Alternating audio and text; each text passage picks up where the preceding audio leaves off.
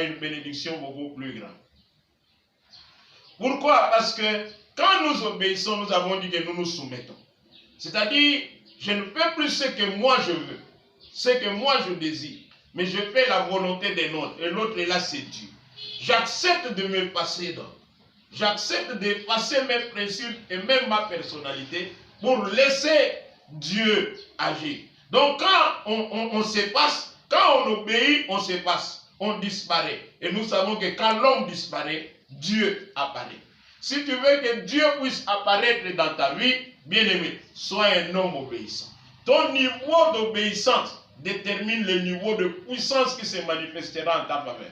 Ton niveau d'obéissance déterminera le niveau de grâce qui va se répandre sur ta vie et se manifester dans ta vie. Ton niveau d'obéissance déterminera le niveau d'élévation que tu vas atteindre avec Dieu. Moïse a été élevé, pourquoi? Dieu dit parce qu'il était fidèle dans toute la maison du Seigneur. Il était fidèle et obéissant en tout. Jésus a reçu le nom qui est élevé au-dessus de tout nom. Pourquoi? Parce qu'il était obéissant. La Bible dit qu'il a appris l'obéissance, quoi qu'en étant fils, par des choses qu'il a souffert. Il a appris l'obéissance. Il a été obéissant. C'est pour cela qu'il a pu nous sauver.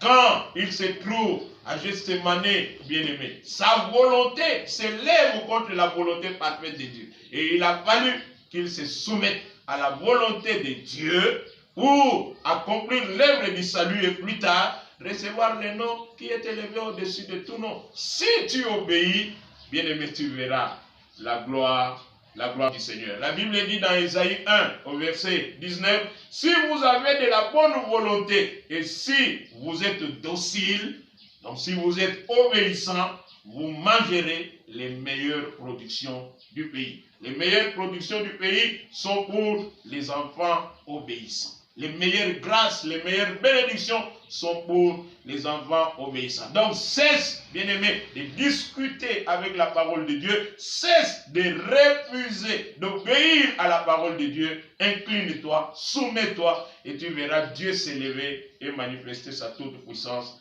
dans ta vie. Troisième point de notre enseignement, c'est que la parole de Dieu peut faire pour vous. C'est que la parole de Dieu peut faire pour moi, c'est que la parole de Dieu peut faire pour nous tous. Si vous lisez dans Romains 10, au verset 17, vous allez voir que la Bible dit que la foi vient de ce qu'on entend, et ce qu'on entend vient de la parole de Christ. La foi vient de ce qu'on entend. La première chose que je vais dire, parce que nous savons que la foi est primordiale, essentielle, si nous voulons vivre les miracles de Dieu. La Bible dit dans Hébreux 11, verset 6, que sans la foi, nul ne peut lui être agréable. Sans la foi. Et il arrive quelquefois que nous manquions de foi. Nous pouvons avoir la foi pour le salut, mais pas la foi pour la délivrance de notre problème. Pas la foi sur la guérison de notre maladie. Pas la foi, à un certain moment, tu sens que la chair te tire vers les bas et t'empêche de croire vraiment sans aucun doute que la parole de Dieu peut s'accomplir véritablement dans ta vie et que tu peux être toi aussi un sujet de miracle du Seigneur. La nature humaine s'oppose toujours à la pensée et à la parole de Dieu. Il arrive que nous manifestions de l'incrédulité. L'incrédulité est dans notre nature. L'homme n'aime pas l'incertitude. L'homme n'aime pas ce qu'il ne comprend pas. C'est dont il ne voit pas l'issue. Mais souvent, Dieu nous demande à nous jeter dans les vides sans connaître qu'est-ce qui sera, qui adviendra. Mais il nous demande d'avoir foi. Il nous demande d'avoir foi. Et il est important donc de pouvoir avoir foi. Et cette foi que tu manques pour ta guérison, pour ta délivrance, pour ta bénédiction, cette foi que tu manques, tu peux l'acquérir. La Bible dit la foi vient. Et quand la Bible dit que la foi vient, grammaticalement, faisons une analyse simple, on dit que la foi vient pour qu'elle vienne, c'est-à-dire qu'elle était absente. N'est-ce pas? Elle était absente. Et elle vient. Donc la foi peut venir, même dans la vie de toi mon frère ou de toi ma soeur, qui est en train de nous suivre maintenant. Tu es incrédule, tu sens que tu es incapable de pouvoir croire que les choses peuvent changer en ta faveur.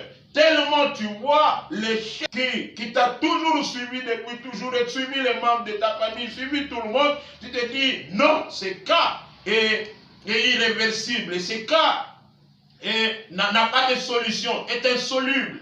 Mais la Bible dit que la foi vient. Comprends que la foi vient. Elle vient là où elle n'était pas avant. Et elle vient par l'écoute de la parole de Dieu. La parole de Dieu est capable de créer dans le cœur le plus incrédule la foi. Il suffit de pouvoir croire. La Bible dit, et ce que nous entendons, de pouvoir entendre d'abord. Ce que nous entendons vient de la parole de Christ. Et quand la Bible parle de la parole de Christ, le terme grec c'est rhéma.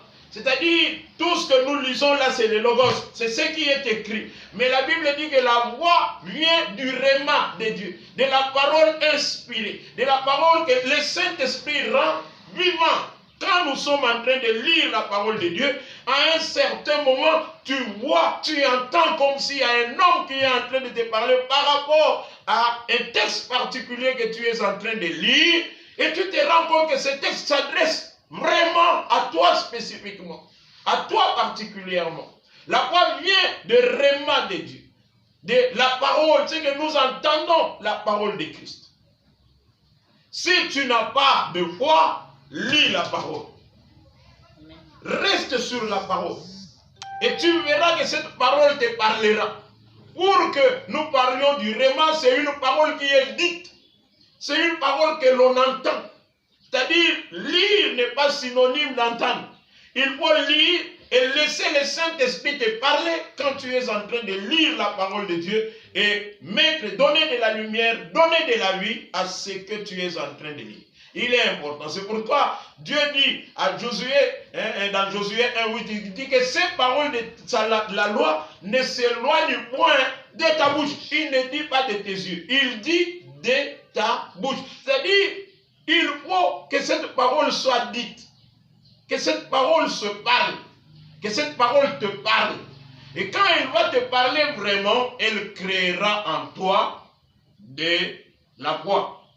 Elle créera en toi de la foi. La foi pour vivre le miracle que tu es en train d'attendre du Seigneur. La foi pour recevoir de Dieu ce que tu es en train d'attendre de lui. Frère, rien n'est impossible à Dieu. Ton problème n'est pas insoluble si vraiment tu te tournes vers Dieu dans la plénitude de la foi.